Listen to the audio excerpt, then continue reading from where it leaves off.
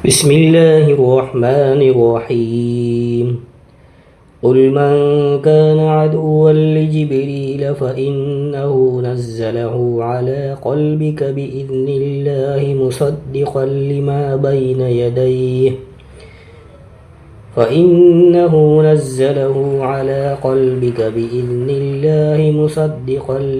بين يديه وهدى وبشرى للمؤمنين. من كان عدوا لله وملائكته ورسله وجبريل وميكال فإن الله عدو للكافرين. ولقد أنزلنا إليك آيات بينات وما يكفر بها إلا الفاسقون. أوكلما عاهدوا عهدا نبذه فريق منهم بل أكثرهم لا يؤمنون. ولما جاءهم رسول من عند الله مصدق لما معهم نبذ فريق من الذين أوتوا الكتاب كتاب الله وراء ظهورهم كأنهم لا يعلمون. واتبعوا ما تتلو الشياطين على ملك سليمان وما كفر سليمان ولكن الشياطين كفروا يعلمون الناس السحر وما أنزل على الملكين ببابل هاروت وماروت وما يعلمان من أحد حتى يقولا إنما نحن فتنة فلا تكفر فيتعلمون منهما ما يفرقون به بين المرء وزوجه وما هم بضارين به من أحد إلا بإذن الله ويتعلمون ما يضرهم ولا ينفعهم ولقد علموا لمن اشتراه ما له في الآخرة من خلاق ولبئس ما شروا به أنفسهم لو كانوا يعلمون. ولو أنهم آمنوا واتقوا لمثوبة من عند الله خير لو كانوا يعلمون. يا أيها الذين آمنوا لا تقولوا راعنا وقولوا انظرنا واسمعوا وللكافرين عذاب أليم.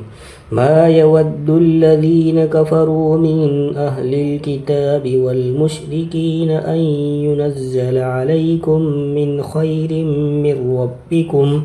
والله يختص برحمته من يشاء والله ذو الفضل العظيم. ما ننسخ من آية أو ننسها نأت بخير منها أو مثلها ألم تعلم أن الله على كل شيء قدير. ألم تعلم أن الله له ملك السماوات والأرض وما لكم من دون الله من ولي ولا نصير. أم تريدون أن تسألوا رسولكم كما سئل موسى من قبل ومن يتبدل الكفر بالإيمان فقد ضل سواء السبيل. ود كثير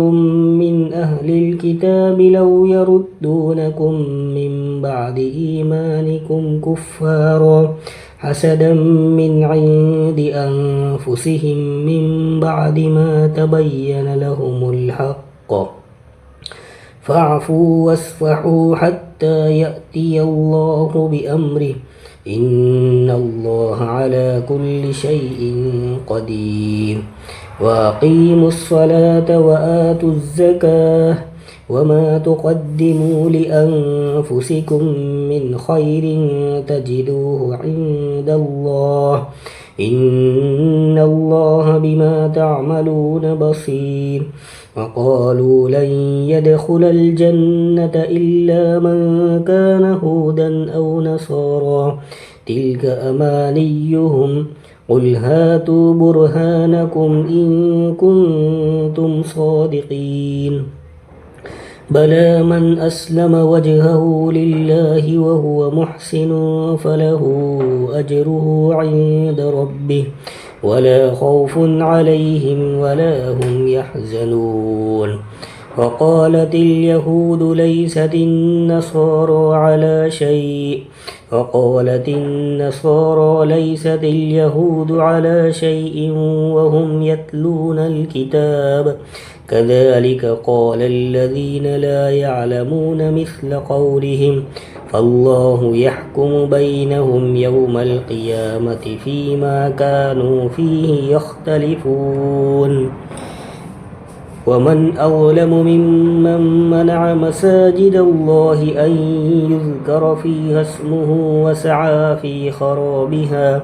أولئك ما كان لهم أن يدخلوها إلا خائفين لهم في الدنيا خزي ولهم في الآخرة عذاب عظيم ولله المشرق والمغرب فأينما تولوا فثم وجه الله إن الله واسع عليم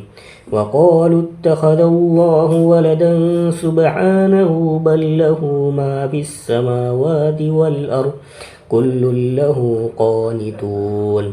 بديع السماوات والأرض وإذا قضى أمرا فإنما يقول له كن فيكون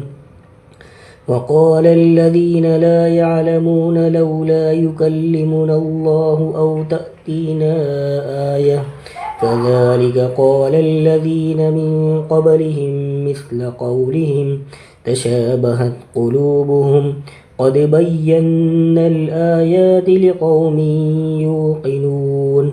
إنا أرسلناك بالحق بشيرا ونذيرا ولا تسأل عن أصحاب الجحيم ولن ترضى عنك اليهود ولا النصارى حتى تتبع ملتهم قل إن هدى الله هو الهدى ولئن اتبعت أهواءهم بعد الذي جاءك من العلم ما لك من الله من ولي ولا نصير الذين آتيناهم الكتاب يتلونه حق تلاوته أولئك يؤمنون به ومن يكفر به فأولئك هم الخاسرون يا بني إسرائيل اذكروا نعمتي التي أنعمت عليكم وأني فضلتكم على العالمين واتقوا يوما لا تجزي نفس عن نفس شيئا ولا يقبل منها عدل ولا تنفعها شفاعة ولا هم ينصرون وإذ ابتلى إبراهيم ربه بكلمات فأتمهن قال إني جاعلك للناس إماما قال ومن ذريتي قال لا ينال أحد الظالمين وإذ جعلنا البيت مثابة للناس وأمنا واتخذوا من مقام إبراهيم مصلى وعهدنا إلى إبراهيم وإسماعيل أن طهرا بيتي للطائفين والعاكفين والركع السجود وإذ قال إبراهيم رب اجعل هذا بلدا آمنا وارزق أهله